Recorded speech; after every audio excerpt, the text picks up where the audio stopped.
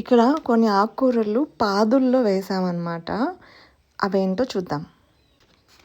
మన ఆరోగ్యం మన చేతుల్లోనే అనేదాన్ని చాలా గట్టిగా నమ్ముతా నేను. అదే నిజం కూడా.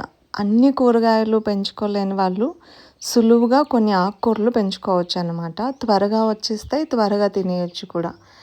అలా నేను వేసిన కొన్ని ఆకుకూరలు ఇవాళ చూపిస్తాను. మామూలుగా అయితే కాలువలు చేసి వేసేవాళ్ళము ఆకుకూర విత్తనాలు. ఈసారి పాదులు చేసి డిఫరెంట్గా వేద్దాము అని చెప్పి ఇలా పాదులు చేసి వేసామన్నమాట. ఇక్కడ కనిపిస్తున్నది బీట్రూటు, ఇది మెంతి కూర, ఆ పక్కనే సిరికూర అంటారు. ఇది ఆకుకూరల్లోకి రాజు అని చెప్పొచ్చు అనమాట. అంత టేస్టీగా ఉంటుంది. ఇది చిత్తూరు, అనంతపూర్ జిల్లాల్లో మాత్రమే దొరుకుతుంది. కొంచెం తమిళనాడులో కూడా దొరుకుతుంది. మిగతా తెలుగు రాష్ట్రాల్లో దొరకదన్నమాట. ఇది కేరళ ఎర్ర తోటకూర, రెడ్ అమరాంత్ ఇది. ఆ పక్కనే ఉన్నది కూడా తోటకూరనే, అది కూడా రెడ్ తోటకూరనే. కాకపోతే ఈ రెండిటికి కలర్ చాలా చూడటానికి ఒకటేగా అనిపిస్తుంది, కానీ చాలా డిఫరెన్స్ ఉంటుంది. ఈ ఇక్కడ చూస్తున్నవి గ్రీన్, రెడ్ మేము మొలకాకు అంటాం అనమాట. కాడు కొంచెం గట్టిగా ఉంటుంది, ఫ్రై చేసుకోవడానికి యూస్ అవుతుంది బాగా, పప్పులో కన్నా కూడా. ఇక్కడ ఉన్నదేమో మిల్క్ వైట్ తోటకూర, కాడలు పాల కలర్ ఉంటాయి అన్నమాట.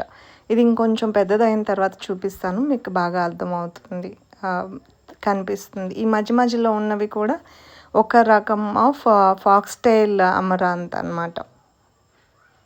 ఇంకా ఇవి పాలకూర. ఈ ఎడ్జెస్లో మొత్తం లైన్గా పాలకూర వేసుకున్నాను. ఈ చివరిలో కూడా కొంచెం సిరికూర. ఈ లైన్లో చుక్కకూర, పాలకూర వేసా. చుక్కకూర విత్తనాలు అసలు రాలేదు. ఈ మధ్యలో ఒకటేమో ముల్లంగి వచ్చినట్టుంది.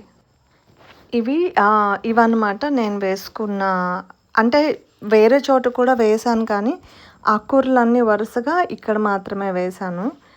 మెంతి కూర ఇవాళ మొత్తం తీసేస్తున్నాను. తీసేసి ఇంటికి కొంచెం దాచుకొని నైబర్స్కి కూడా షేర్ చేసేస్తున్నాను ఇవాళ మెంతి కూర.